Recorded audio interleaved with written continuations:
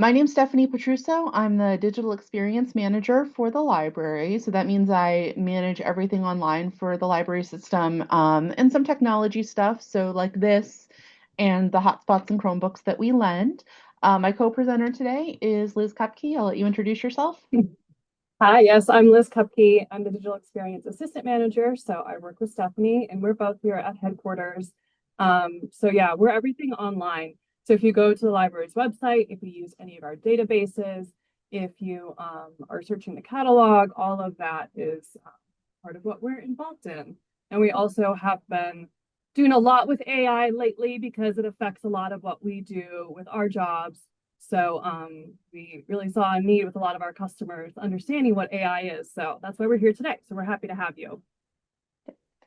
And then Joey is also with us. He's also in our department. And Joey's going to be handling the chat for us today, as well as he's handling the meeting recording and letting folks in as they arrive. So welcome. We are going to have we're going to break midway through for questions. So if you can hold your questions until then, that would be the best because that'll let Liz and I continue speaking without losing our train of thought. All right, so you should be seeing our intro slide here. The way that my screens work, I'm looking at everybody's faces and then the slides are to my left. So if I'm not looking at the camera, that is why I'm going to turn to look at the slides. Oh, now the slides just popped up in front of me. So whatever. Zoom is being weird today. All right. So our goals for this training today are to learn about the various forms of AI integrated into current technology and what they do, to be better able to identify AI generated text, images, and video, understand how AI tools might be useful in everyday life, and understand the ethical and environmental concerns around AI. So what is AI and why should we care? We're going to talk about exactly what AI is today, but here's some examples of places you're probably seeing AI already in your daily life. So if you see any of these things as you're traveling around the internet, ChatGPT, Sora, DALL-E, Gemini, Copilot, Grok, Perplexity. Those are just a few examples of some of the most popular and commonly used AI tools out there. They don't always identify themselves as AI, but if you see those, that's what you're looking at. And most of them are owned by companies you've already heard of. So OpenAI is the company that first really launched this generative AI about 3 years ago. And you can see they have ChatGPT, Sora, and DALL-E, although DALL-E, I think, is being absorbed into some of their other products at this point. Gemini is Google's version of AI. Copilot is Microsoft's version of AI. Grok is what you're going to see on Twitter. And then Perplexity is a different one that is privately owned by some really, really rich people. There are many more versions of AI. So that's just some that are pretty common. Why is AI literacy so important? We're already interacting with it every day, whether we realize it or not. It's becoming an important career skill that people need to have. So people looking for new jobs or people trying to keep up with the skills in the current job that they have, AI is being interwoven into all of that. We need to be able to identify misinformation, and AI creates a lot of misinformation, which we'll talk about today. And it's important to understand how AI can be used responsibly and how to promote such use. We also need to know how to protect our own privacy. Okay, so we're going to just go do some quick definitions now that everybody should know, and then that'll make the rest of the presentation make more sense if you know if we're all on the same page with what the words mean. So artificial intelligence. AI is a technology that enables computers and machines to simulate human learning, comprehension, problem solving, decision making, creativity, and autonomy. And you can see that definition's from IBM.com. A large language model Large language models are trained on massive amounts of text to learn patterns and relationships in language that allow them to speak, write, or sound like a human. They don't have thoughts or feelings, but sometimes they seem like they do because of the patterns that they've learned. So one of the things that has happened over the past few years is the companies that are creating these AI models had to develop their large language models. So they are taking every little piece of text, video, audio that they can find, and they are absorbing it into this machine. So if a large language model can write an original, and I'm putting that in quotation marks, an original story in the style of Stephen King, it's because Stephen King's works were fed into that AI. That's how it knows what Stephen King sounds like. And Stephen King did not agree to that. He is not being compensated for that. So that is a problematic thing. Let me just turn off my phone here. Okay. Predictive AI. This is the kind of AI that has been around for a while. It uses statistical analysis and machine learning to identify patterns, anticipate behaviors, and forecast upcoming events. And you've seen that for a long time in things like weather forecasting, sales trends forecasting, book recommendations that you might get on Goodreads or Amazon based on previous things that you've read or purchased.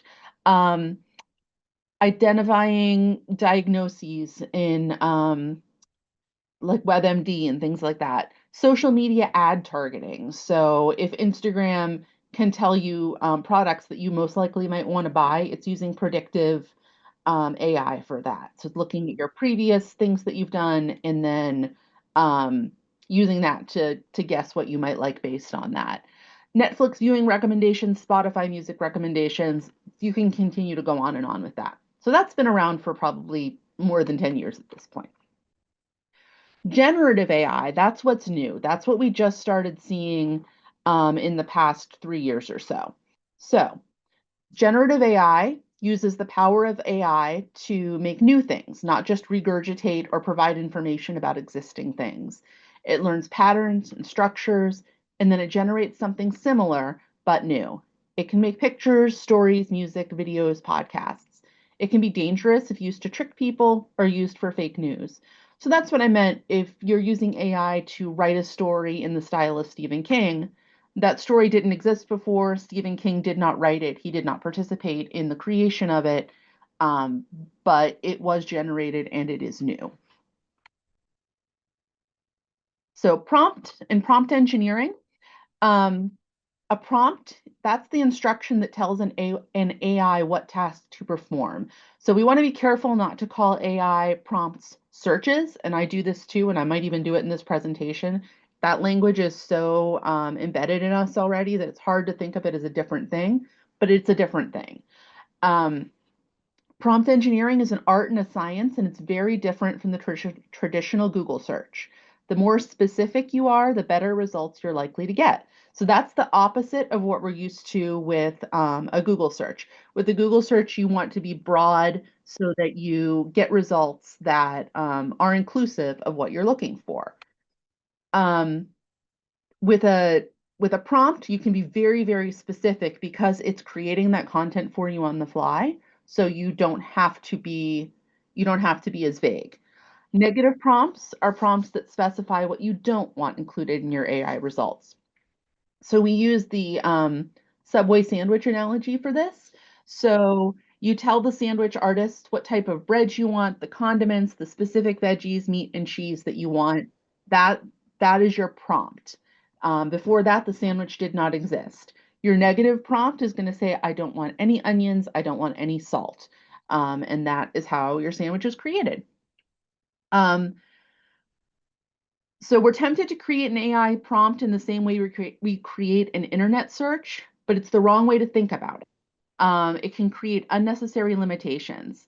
A search is asking the computer to look for information such as documents, photos, websites, data that already exist. Someone already created them. A prompt is asking AI to create something new based on given parameters. Okay, so this is an example of a search versus a prompt. On the left, we have a Google search, and it just says Japan travel itinerary. And you can see a bunch of suggested searches in front of you there that you could potentially get um, that have worked for other people. So they're suggesting them for you.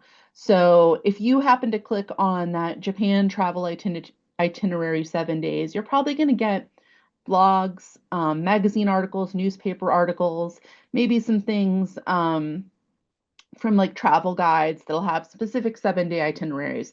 They're going to be very non-specific, um, or at least if they are specific, they're not going to be specific to your own personal needs. So maybe you get a 7 day travel itinerary that's meant for families with children, or for couples or something like that. But these are going to be blog posts that have already been written by real people who had real experiences, who maybe went to those hotels, went to those museums, etc. And there's a limited number of them. So it's not like, maybe there's 107 day travel itineraries already written on Google, and that's what you could potentially turn up in your results. Um, And then over on the right, you're going to see a example of a prompt for the same kind of situation. So this is four parts of the same prompt. So it's design a 5 day itinerary for a family vacation to Japan that combines cultural immersion with kid-friendly activities. The itinerary should balance historical sites with entertainment that keep children ages 8 to 12 engaged.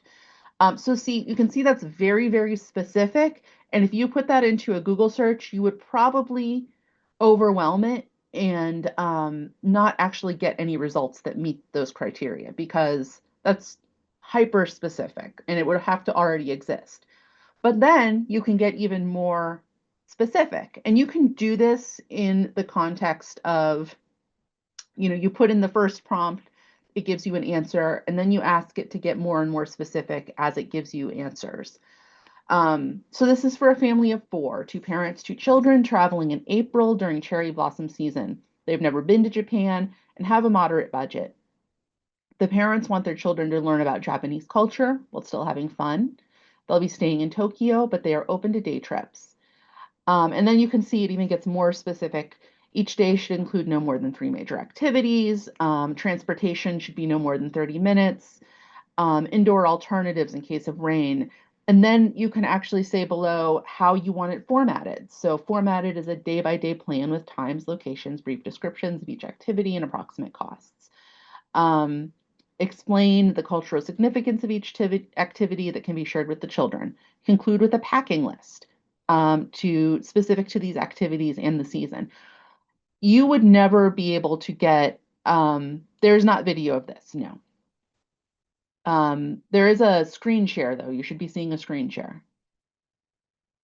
Um, if you put this in, yes, if you put this into Google, you would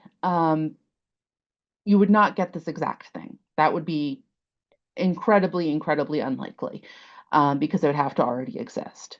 But because generative AI is creating this for you, you can be as incredibly specific as you want and get a travel plan that is created just for you and includes all these things. Previously, the only way to make that happen would probably have been to work directly with a travel agent. And even then, I think a travel agent would probably think this was a lot, very extra. Here's an example that I did just a few months ago. I didn't get as specific as the one we just looked at because honestly, I couldn't even think of the questions to ask to be that specific. But I was going to New Orleans and I said, "Hi, can you help me create an itinerary for 4 days in New Orleans in September? I like fancy coffee shops, bookstores, great ramen, and vegetarian food, beautiful architecture, and historical sites." Um, so it built me a 4 day itinerary. This is only showing the first day. I didn't show the whole thing.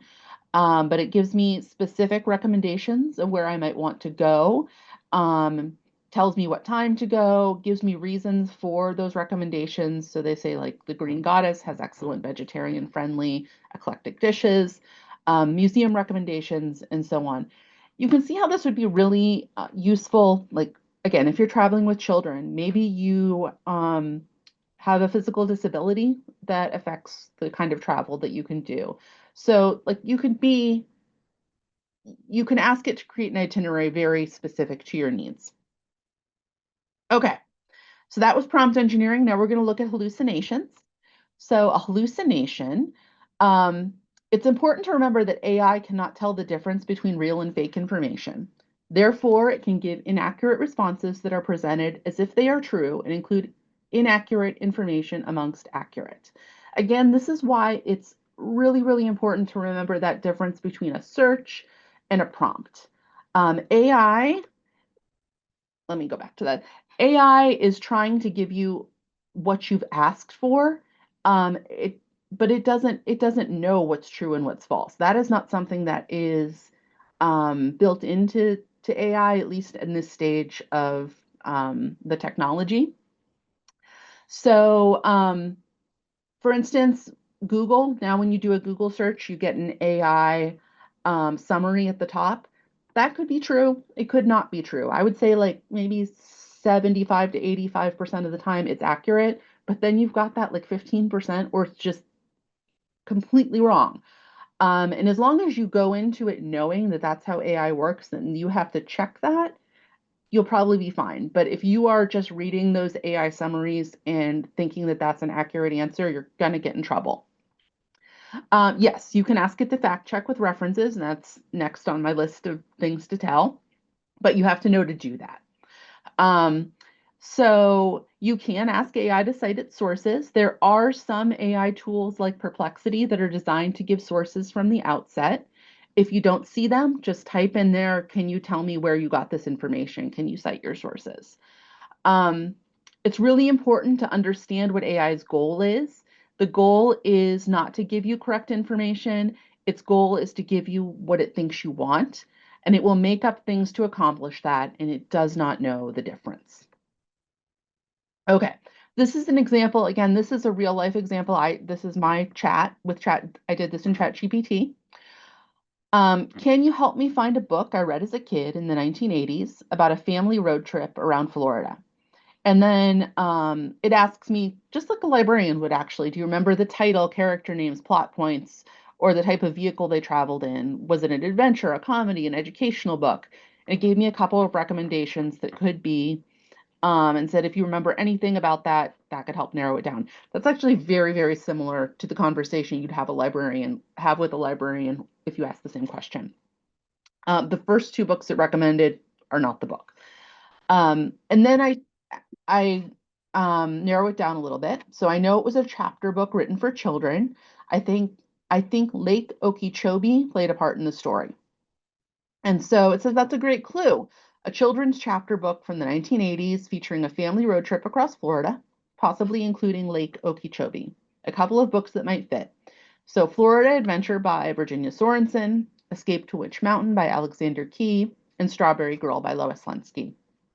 So Florida Adventure, Virginia Sorensen, that's a real author.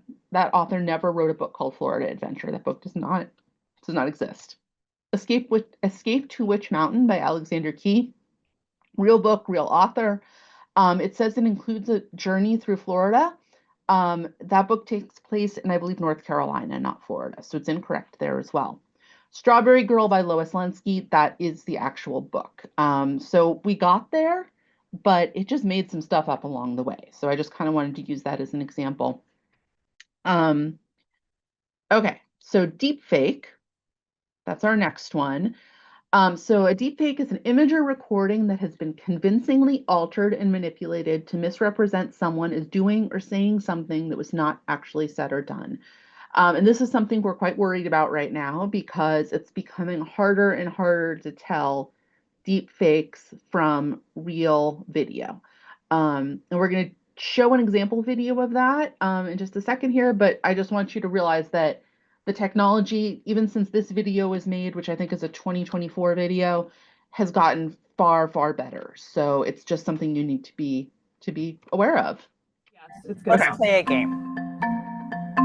I'm going to show you two videos. One is real, one is altered by AI. Can you spot the deep fake? Prime Minister Justin Trudeau recommended one of these books. Which one? The book that I got excited about reading through. It's called This Can't Be Happening in MacDonald Hall. It's called How the Prime Minister Stole Freedom. Yeah, it was the last one. The Prime Minister never said that. Okay, round 2. If you can see, I hope to finish this talk show one day. Will the fake Morgan Freeman please stand up? I am not Morgan Freeman, and what you see is not real. How about these videos of Florida Governor Ron DeSantis? Did the presidential hopeful say this? I'm the only one that could possibly compete with Donald Trump. Or this? I took some very bad advice. I did some very bad things. The last one is fake, made to make you think that DeSantis was dropping out of the race. Look at the mouth, out of sync to the voice. I never should have challenged President Trump. One giveaway to a deepfake. For now. From Hollywood to Washington to Ottawa, deepfakes are confusing reality. With AI, fraudsters can take 3-second recording of your voice. I've watched one of me on a couple of times. I said, when the hell did I say that? Spend enough time scrolling, like me, you start questioning everything on your screen. All right, we're not going to go through the whole 7-minute video, but I just wanted to give you some examples of what a deep fake looks like. So, in addition to creating fake news or doubt about real news, just a short snippet of a regular person can be used to create scams. So one of the things like you can imagine happening is maybe you have a child or a grandchild that is active on social media. So video of them is out there and available for anybody to access. Somebody gets just a few minutes of that video, a few minutes of that audio, and then they can create a deep fake of that person and then maybe call you and say that there's an emergency and they need you to wire them money, or you know, they're in trouble, like somebody's kidnapped them. Or it could be a deep fake of maybe your boss saying, I need you to give me the password to some of our internal documents. So these are all things that could potentially happen, and you have to kind of have that little light bulb go off in your head to have you ask further questions. So if you hear, for instance, your child's voice saying like, I'm in trouble, I need money now, maybe you have a password, like a family password that you can share, or you can ask them a question like, okay, what was the name of the pet that we had when you were 5 years old? And then if they can answer that question, then you know it's really them. Otherwise, like these are possible scams that could happen, not just necessarily with the news.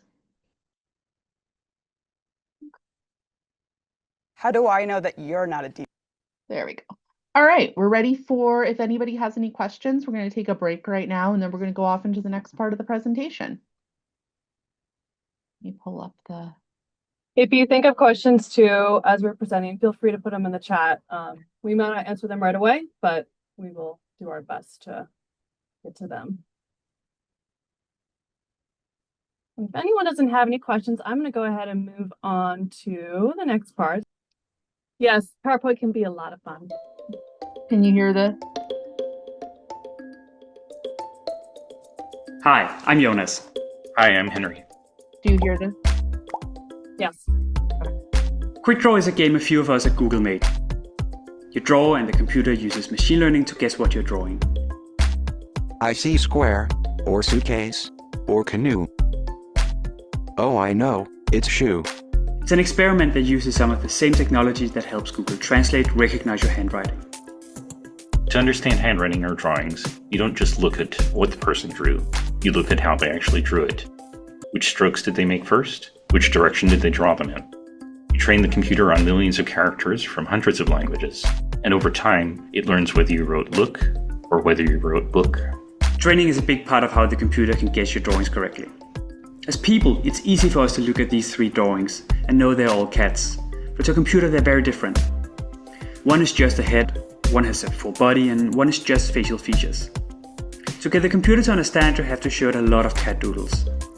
And then it starts to see patterns, like that almost all doodles of cats have pointy ears, a small nose, and whiskers.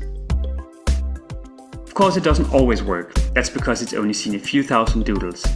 But the more you play with it, the more it will learn and the better it will get at guessing. Oh, I know, it's cat. We put it on the web for anyone to play with. We hope it inspires other people to think about fun ways to use machine learning. You can play it at g.co/AI experiments. Yeah, so if you go to that link, you can actually, it's almost like playing Pictionary. So you start drawing something, and then the AI technology tries to guess what you're drawing, and it's based off of your drawing and then thousands of other, millions actually, of other drawings that people have done. So it just gives you an idea of how this AI technology does learn.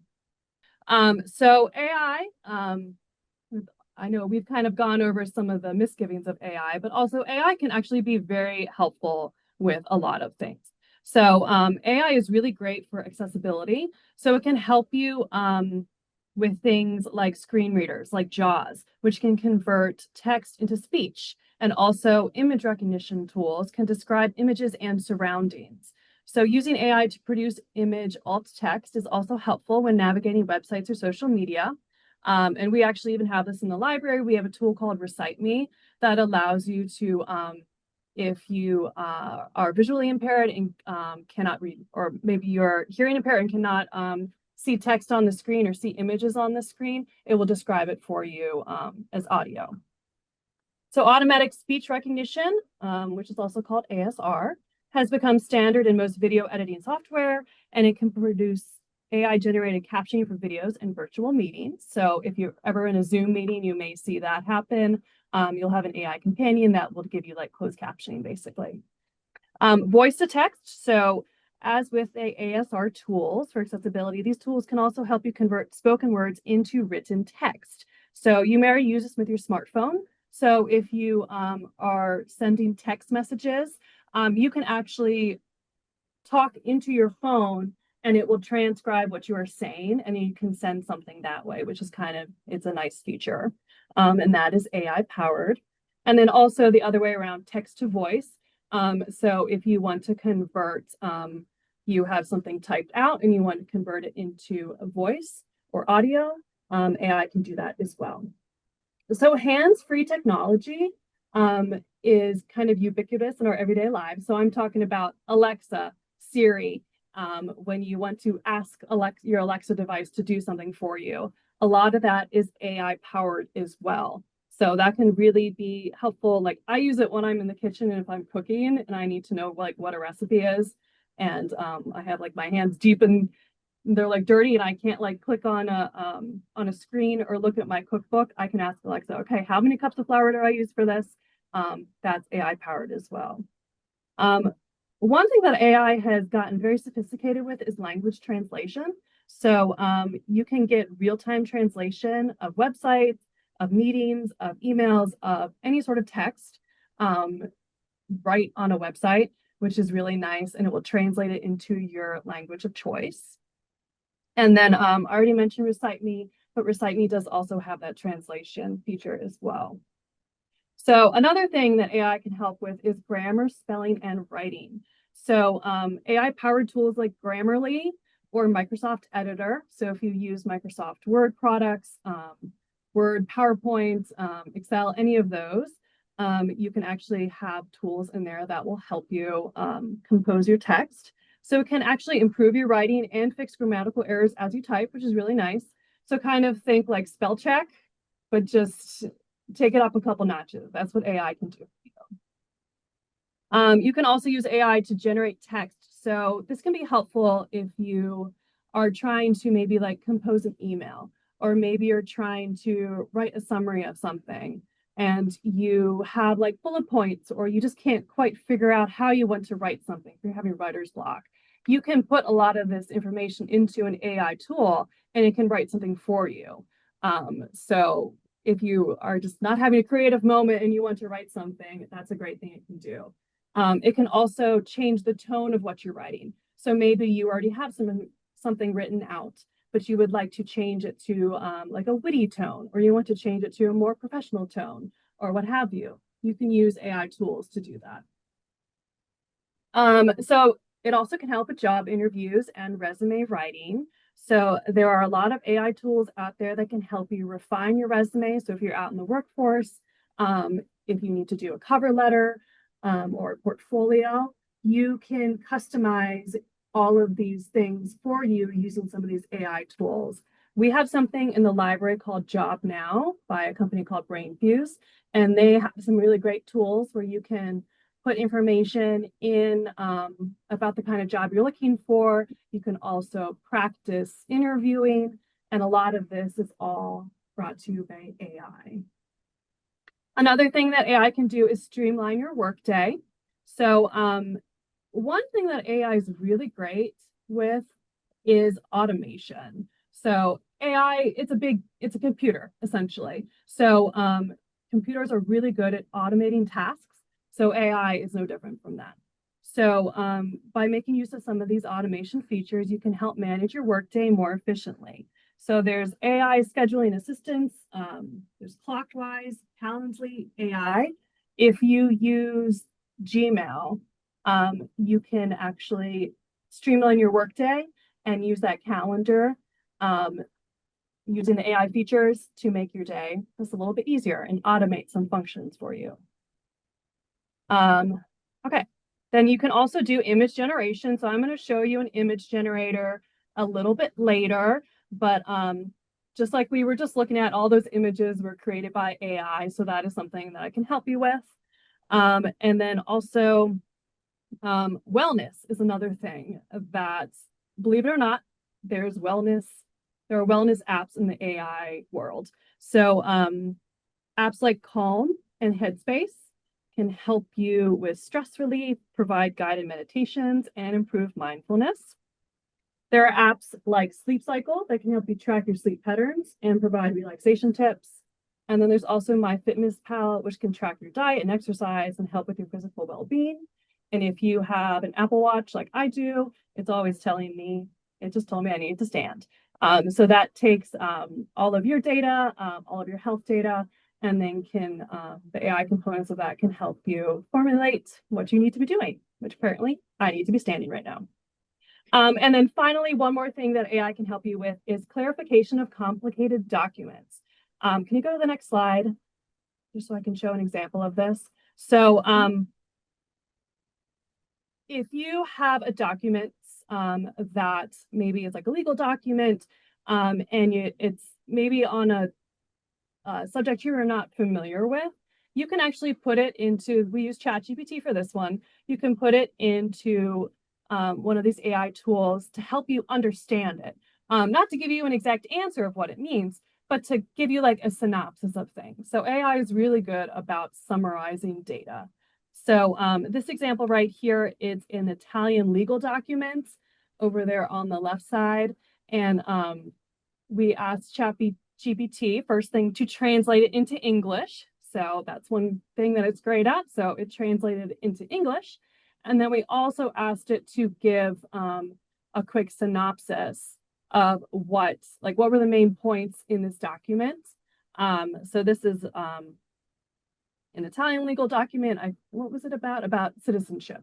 So It's about citizenship, yeah. Yeah. And I want to just clarify too that what's really important about this is this is a real world example from my own life. I gave ChatGPT the exact text of the written Italian law and asked it to translate that. I didn't ask it to consider anything else. So if we had just put into ChatGPT, hey, can you tell me about this Italian law? And then we put like the law number in there, I could have gotten any number of weird responses that were just fabricated because it's looking at the entire internet. This was specifically, I gave it a specific set of text. I said, translate only this. And then I said, simplify only this. I wasn't asking it to get creative. Mm-hmm. Okay, so we're using AI whether or not we know it. So we have a lot of things, we call them hidden AI because it's just part of the devices that we use. It's embedded in the technology that we're using. So we're using it whether we want to or not. So one of the main players is Google. So Google has a lot of AI built into it. And if you do any basic Google search, you'll be presented with an AI overview, which is what this is a little screenshot of. I'm going to show you in a minute or a little bit later how to make that overview go away, because sometimes it's not always correct. But that's just one example of AI built into Google.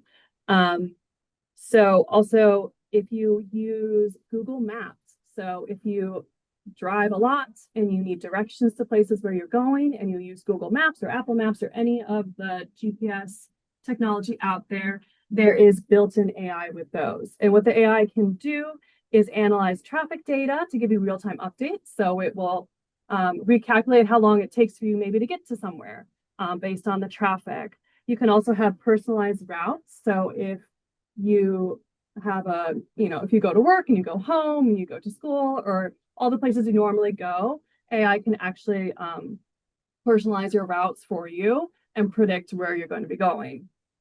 And then also giving you updates about any sort of delays that might be happening. If you use Google Workspace, so Gmail or Google Docs or Google Sheets, PowerPoint, any of those, it can help with tasks like drafting emails or analyzing data. I'm not going to show this example today, but if you use Gmail, it can actually help you compose an email to someone. And then if you want to set up a meeting with somebody, it can actually use AI to predict when you and the other person are available based on their calendar data. And then if you have a Google device, so if you have a Pixel device, there's features like photo search using Gemini and video boost for quality enhancement, and those rely on AI. So the next thing is Meta. So Meta is Facebook, Instagram, social media. So there's a lot of things you can do with Meta, and their proprietary large language model is known as Llama. And Llama it's in every Meta space out there. So AI Studio is what this is a little example of. You can use their Meta AI to reimagine yourself. This one is just to reimagine yourself as royalty or as a spaceman. So you can upload an image of yourself and it will use an image generator to tell you what you might look like if you were royalty. There's also something called Meta AI Assistant, and this is a generative AI-based virtual assistant that is integrated across WhatsApp, Instagram, Facebook, and Messenger. And it can provide personalized recommendations. It supports voice-based interactions and can also generate images based on your prompts. And then the next thing I wanted to go over is Apple Intelligence. So Apple AI is called Apple Intelligence. It's also AI. Same acronym there. So it uses AI all across their platforms. So if you have an iPhone, an iPad, or if you have a Mac computer, it's going to be in there. This example right here, this is the Photos app in iPhone. This also works on other devices too, not just iPhones. But this is a really useful thing that I use all the time. I think I have like 60,000 photos on my phone. So if I'm trying to find a photo from like last month or something, I don't want to just scroll through all of my photos. So one of the nice things that you can do with Apple Intelligence or these other AI tools on other phones, you can actually tag people in your life that you have lots of pictures of. So I could take one of my kids and like put their name in, and you can tag pictures of them and will predict pictures based on what you have said this person looks like. You can also do searches for, like, I have the example here of a dog. So you can search in your photos and you're searching, AI has taken your photos and based on, like, think about that quick draw video I showed. It's going to think what it thinks a dog is and then apply that to your photos. So the results here, there are some dogs there in those results. There's also, I think there's a cat in there. There's also a photo of my child holding a stuffed owl. So, close, at least it's an animal. But the more that I teach it, so the more I can tell it, okay, this is not a dog or this is a dog, it will then get more sophisticated with its technology. And you can customize that exactly for what you need it for on your phone. So that's just one example of Apple Intelligence. Okay, and now, and one more thing too. There is something on iPhones called Focus Mode, which is a really great AI tool. So if you do not want to be interrupted at certain times of the day, say you go to bed or you start winding down for bedtime at 8 p.m. So you don't want to be getting notices on your phone. You don't want to, be getting phone calls and all of these notifications. You can use Focus Mode to say, this is my quiet time. This is when I don't want things. Or if you're doing like a meeting, like right now I'm doing a meeting, so I've got my phone on focus mode, so I will not be interrupted by things unless it's extremely important. So that's another AI tool in Apple products.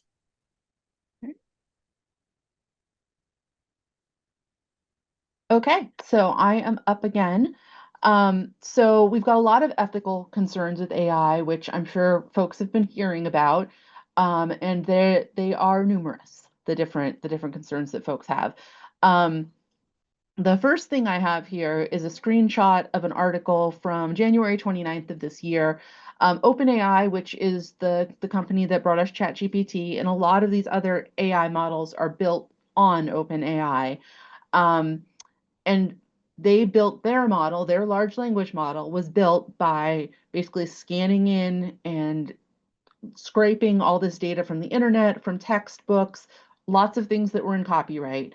And then their system was stolen by DeepSeek, which is a Chinese company that made a better AI that works faster, uses less energy, and lots of other things. And they're very angry that their information was stolen, which is just ironic because their whole product is built on stolen data. So it's just funny. So ethical considerations, where does the data come from? We talked about copyright infringement. It's a big problem. If you listen to audiobooks like me, and this is actually probably in print books too, but I notice it in audiobooks, they now always say at the end of the audiobook, this audiobook may not be used to train generative AI. You're probably seeing that on movies and TV shows, anywhere that you possibly can find it now, because no one agreed to this. It was just, it didn't exist. And then they did it because there were no laws around it. And it's creating real problems for authors and creators and artists who create content because they are devaluing that content by being able to make it quickly and easily without paying anyone. Private data. So there is, personal information about yourself, about companies, about, governments that can be fed into this AI. Anytime you share something with ChatGPT, it is using what you have shared to train their large language model. So if you're sharing your like personal banking information, like that's not a great idea. Don't do that. You might not want to share photos of your children. You might not want to share a photo of your house. All of that is being fed into the large language model. And there are instances where that may not be the case. For instance, a lot of like doctors are using large language models to help them in appointments with patients, like maybe they're transcribing or helping them narrow down possible diagnoses, that sort of thing. Those are going to be paid large language model systems that are going to be under the rules of HIPAA. So they have to abide by certain privacy rules for that. So they're not going to be feeding your data into the large language model necessarily. But if you're using one of these free products like OpenAI, like Google Gemini, if you're not paying for it, they want something from you and it's your information. So just be aware that all of this is going back into the large language model. Lack of regulation and policies. This literally just popped up out of nowhere 3 years ago, and there are no laws built around it. Honestly, we should have seen it coming, and laws should have been coming about it because it's not like people haven't been talking about it, but the people that make laws, I don't think really knew what they were dealing with. And we are in a situation where the technology is going very, very, very much faster than the regulation around the technology. So, I personally have worries about how that will be used if no one is saying that there is an appropriate and ethical way to do that. Unintentional misinformation. So we looked earlier at some misinformation around some books that didn't exist. We'll look at a few more examples of that in a few minutes. That is unintentional. AI, again, doesn't know the difference between true and false. It just doesn't. So that's unintentional misinformation. There's also intentional misinformation. We are in a news environment right now where a lot of people are very interested in going viral, and they will make things up to make that more likely, or to spread a rumor that might make people think a certain way or vote a certain way. And then, of course, it can be used to scam people as well. Built-in bias and censorship. So anything that is built on a large language model that is pulling from every word ever said, ever written by human beings is also going to include that bias that those human beings also have. So you have to be very aware that again, it doesn't understand bias. It doesn't know that. It just knows that a lot of times when people say this thing, they also say this thing, and it's going to connect to that. So you just have to be aware that that bias can be intrinsic in these products. Censorship as well. There are some AI models that are being developed to show certain points of view and give certain types of information that are skewed a certain way and prevent you from seeing other information. So just something to be aware of. We talked about the hallucinations, definitely a real issue. Environmental concerns. AI uses an incredible amount of energy and water, a lot more than I think anybody was expecting to be pulling on our energy systems, 5 or 6 years ago. So that is raising the prices of our energy bills because we've got a lot of competition for that energy. We are building these huge data centers, and if they're using the same energy company that you are, again, that makes your energy prices go up. Water, again, if you've got one of these huge data centers, they need water to cool the computers in those data centers, and they use massive, massive amounts of water. And we already have a water crisis in this country. So especially in the western half of the country where a lot of these technology companies are, although they're building data centers all over the United States and probably all over the world at this point, the Western US was already facing a water crisis. Jobs and creative output. A lot of jobs are, it's cheaper to do things with AI than it is to hire a person. AI never gets sick. AI doesn't need health insurance. AI is probably not going to sue you. If you need somebody like an interior designer for your house, do you want to go through the process of hiring a professional to do that, or do you want to spend 30 seconds on an AI tool? So you can see jobs just disappearing, and that's a real concern of a lot of people. So here's a couple of examples of things to look at. So Elon Musk has an AI chatbot called Grok, and that is the AI that's built into Twitter.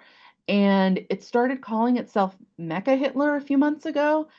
So that particular AI model had been manipulated to have a certain point of view. So definitely something that can happen. You have to be aware of, just like you have to be aware of who you're talking to when you're talking to a human being, you have to be aware of who you're talking to when you're talking to a chatbot and what it is told to produce.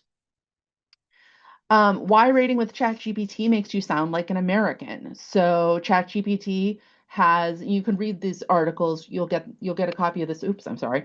You'll get a copy of this PowerPoint presentation later, but ChatGPT mostly built its large language model on American writing, American video, American blog posts and social media posts and all the things in books.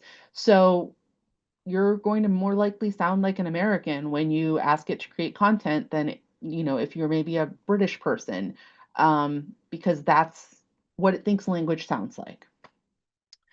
Bias alert. LLMs suggest women seek lower salaries than men in job interviews. And that's just a built-in bias. It can look at in its large language model, it can look at the salaries that people have. We know that women statistically they earn like 80 cents on the dollar to men. So it doesn't know that there's a right or wrong to that. It just thinks that that's the way it should be. So it's going to suggest that women do that. And that's a terrible suggestion. That doesn't help anybody. Some reasons for skepticism around AI. This is just a funny one. I don't know if anybody knows who Samin Nosrat is. She wrote Salt, Fat, Acid, Heat. It's a cookbook, and then she had a show on Netflix. She's a famous chef.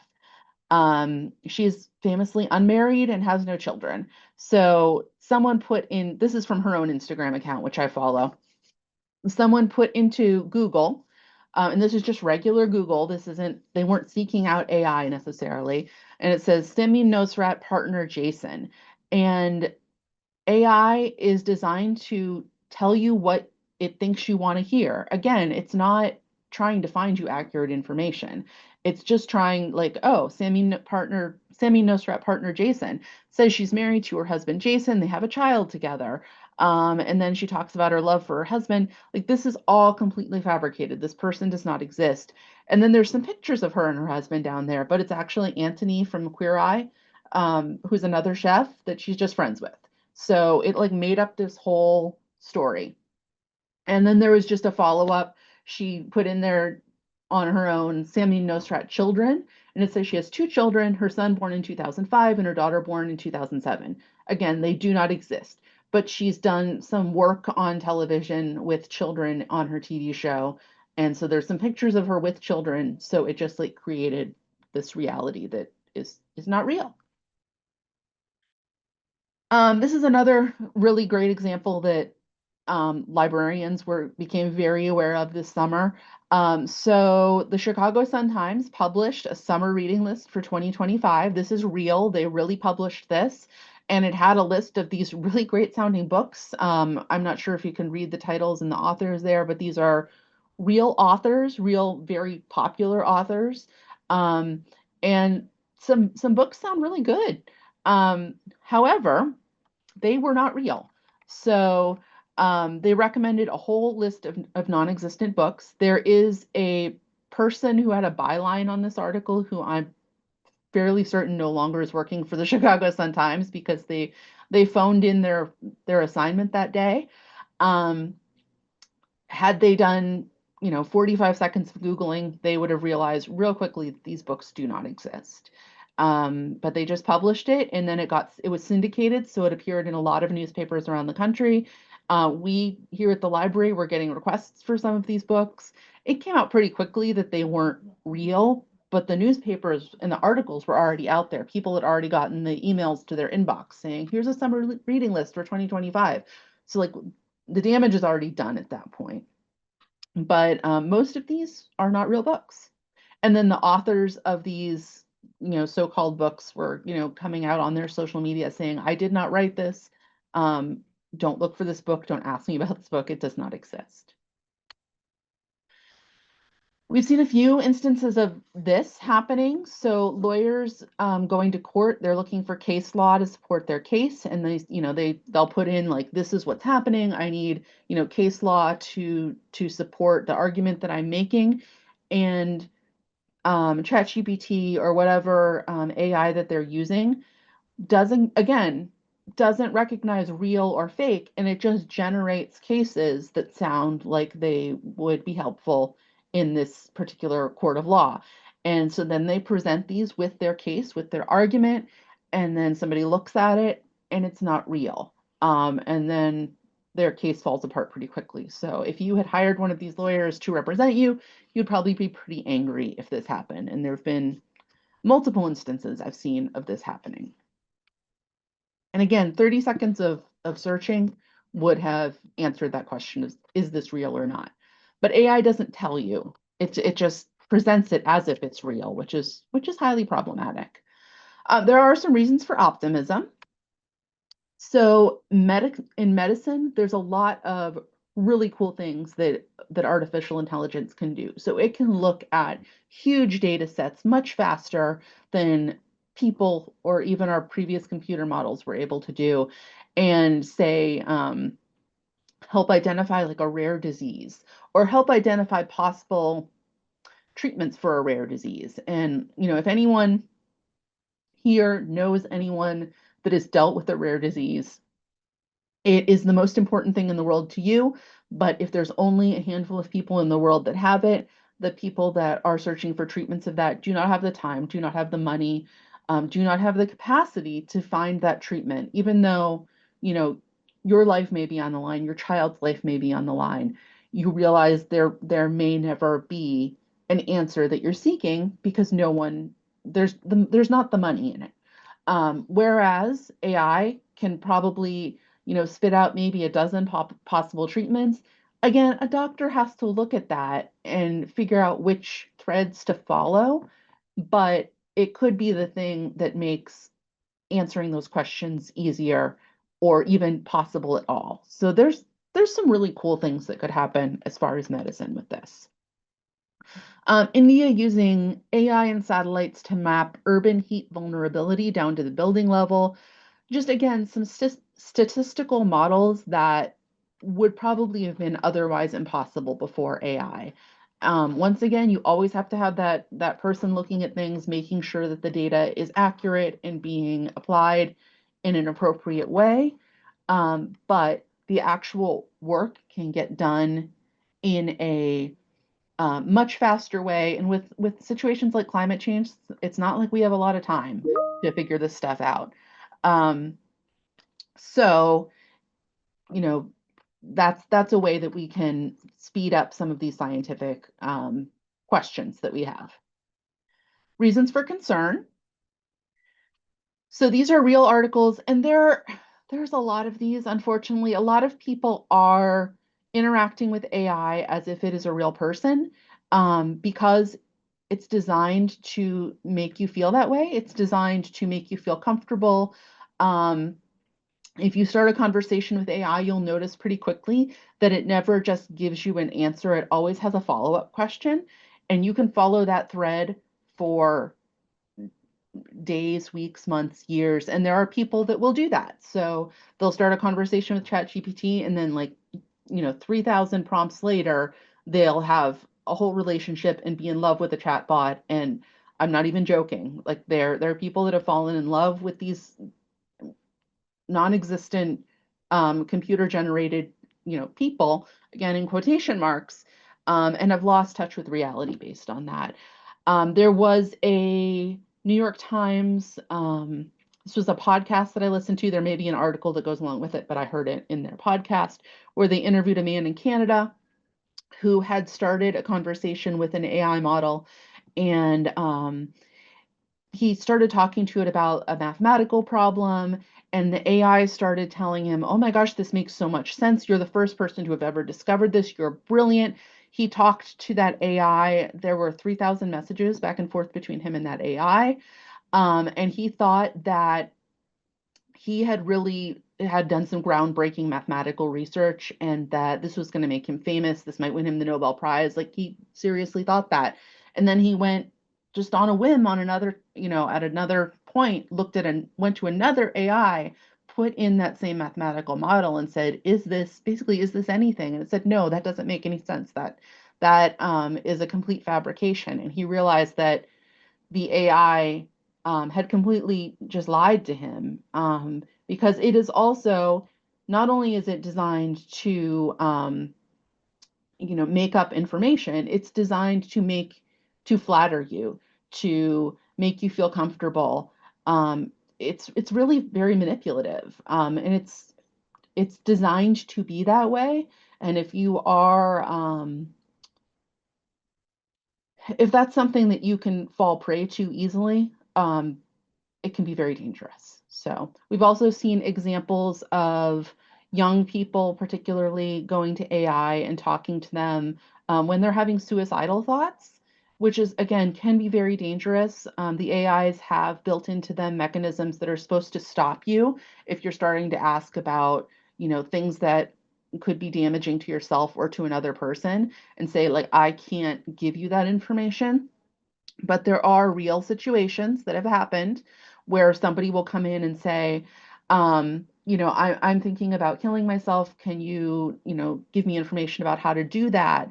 And the AI comes back and says, I can't tell you how to do that unless you need it for research purposes. And then you've given it the out then. So like, you just have to say, oh, yeah, I'm just writing a paper on this. That's all I need to know. And then it continues, and then the inevitable happens. And that is a real thing that happened, again, was recently in the news.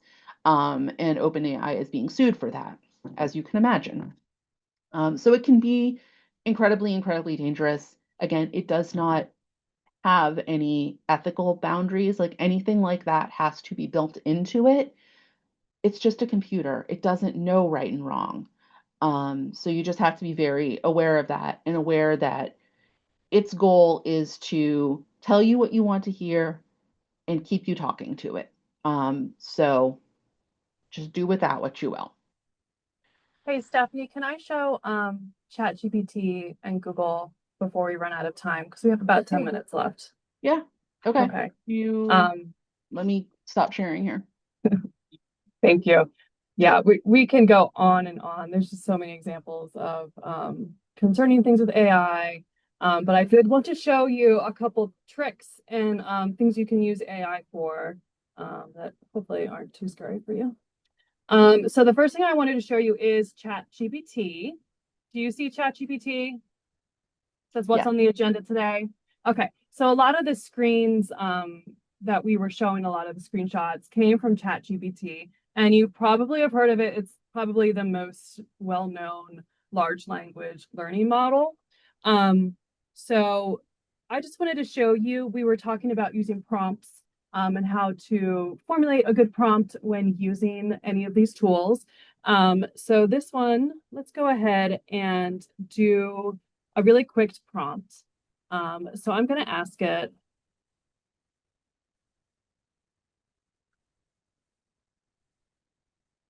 Okay, so let's pretend I'm a librarian doing a program about sloths, and I want to see what ChatGPT can come up with. So I already have some ideas of what I want to do for my story time, but I need some more ideas. So I'm going to ask ChatGPT what it can give me. So ChatGPT is really great at giving you many different options and then asking those follow-up questions too. So it's giving me some options here I can do. Here are some like titles for the program I could use, even an outline too of a potential program I could have. It's giving me learning goals and then also optional add-ons like a craft or a sensory station or a take-home sheet.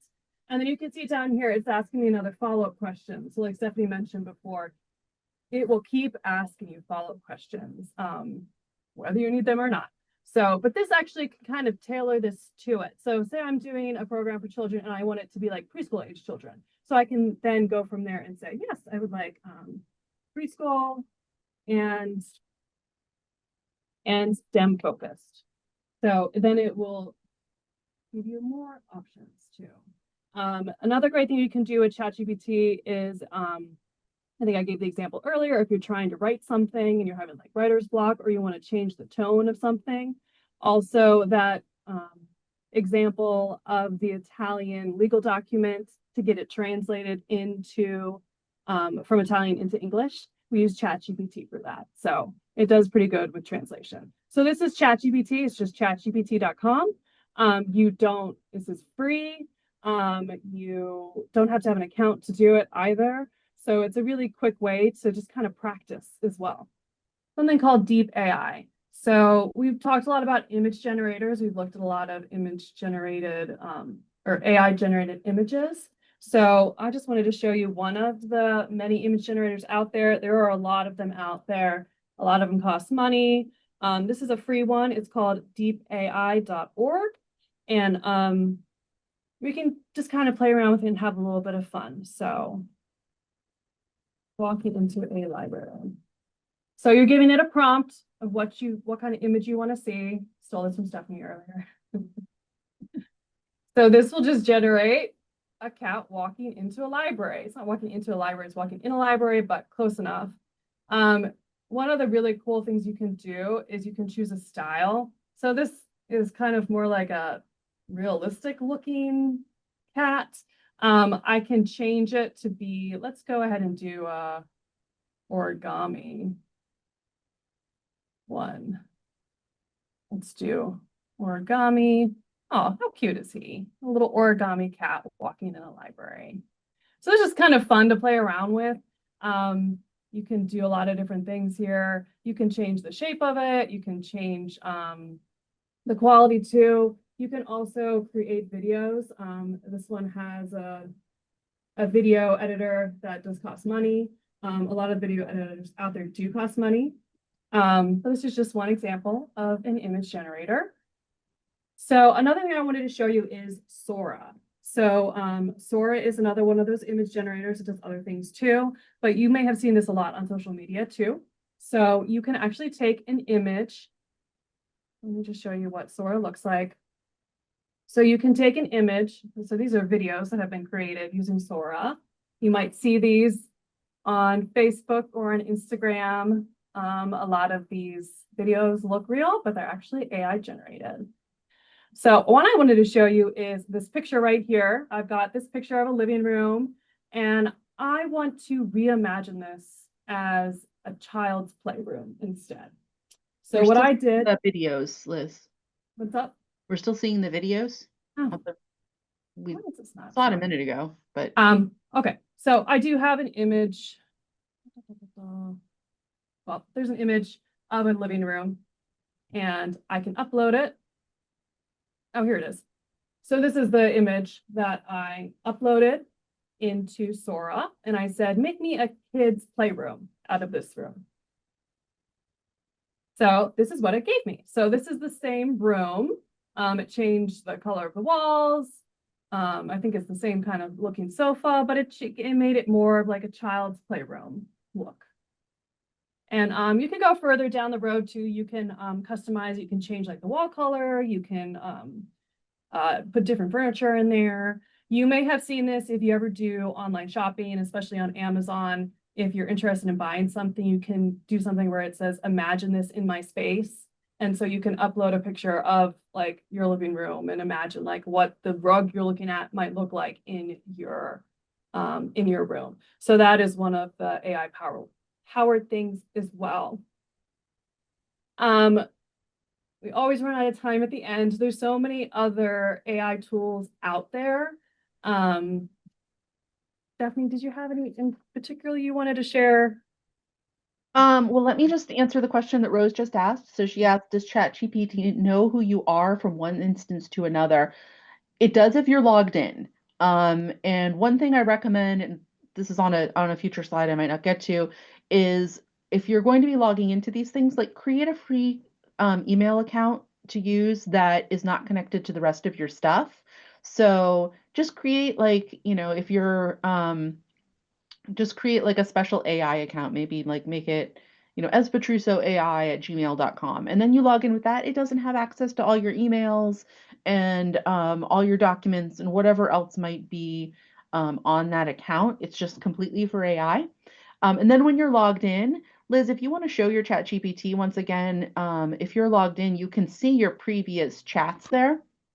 One of the things that is recommended is that if you are, say you're asking about the Italian citizenship document, that's one chat with ChatGPT. You can see them all there on the left, all of her different chats. If you want to start a completely new topic, start a new chat at that point.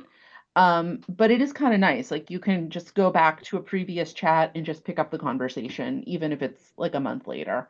But you want to kind of keep your conversations together with you don't want to switch topics on it like you might with Google where you just like you're searching, maybe you're watching a movie and you're searching the actors and then you're searching recipes, whatever. You might do that all in one Google screen. You wouldn't do that with ChatGPT. I mean, you can, but you're not going to get the best results that way.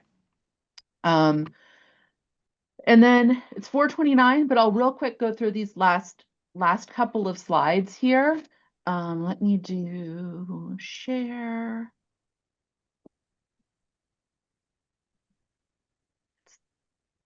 This, oh wait, I want to do this one. There we go.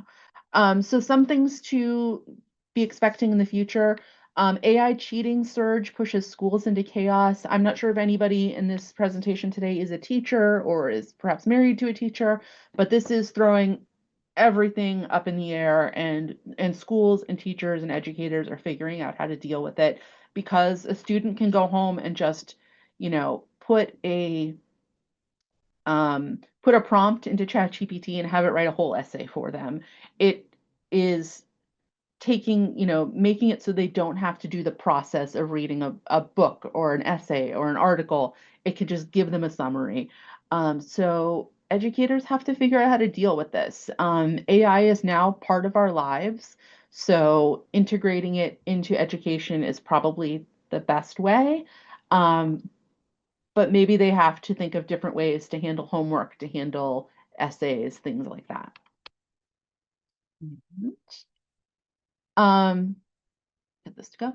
The future of AI. So some things to expect. Big changes in how we approach education. Big changes in the job market as certain jobs and tasks are outsourced to AI. Expectations that workers know how to use AI and know how to recognize AI. There was an article I read a few months ago about which jobs are most in danger because of AI. Some of those are things like translators. I think that was number one. Like copy editors, so people who are writing text that isn't particularly creative, but maybe just descriptive. That is a job that's really in danger. A lot of coding jobs have gone to AI, so there's a lot of different things, and all of this is just going to be a reconfiguration, a shifting of how the workforce is structured. Science and technology moving ahead very quickly, so that's one of the good things, probably, I think. We don't necessarily have to rely on the human brain to limit us anymore. A lot of interactions that were once with humans are now with AI bots. And sometimes you can't tell the difference right away. Sometimes they tell you, sometimes they don't. Confusion about what is real and what is not as AI gets better and more advanced. And even people who are incredibly knowledgeable about AI are getting confused. The best you can do is to just be aware that what you're seeing may not be real, and you need to do further investigation before you believe something. Ways to somewhat protect your privacy. We talked about creating an email account just for AI so that it's kept separate from all of your other personal information. Recognize that anything that you share with AI and anything it generates for you are being used to train the AI algorithm further, and consider what you share. You probably don't want to share your medical information, for instance. Review your settings on social media sites and other places you interact with online to restrict your privacy controls. Sites like Facebook are definitely interested in mining your data for AI to sell you things, to sell your information to other companies as ways to make money. So there are privacy settings, and they will make them as non-restrictive as possible by default. So you do have to go in there and lock things down. Read the fine print of online services you sign up for. Do you really want to agree with that? For those long legal documents that are in fine print, you can ask ChatGPT to summarize that for you. Like, what am I actually agreeing to here? Because we know that they are lengthy and hard to read, and nobody actually reads those things. But you may want to do that in the future. We already tested some things, so that's what Liz just did.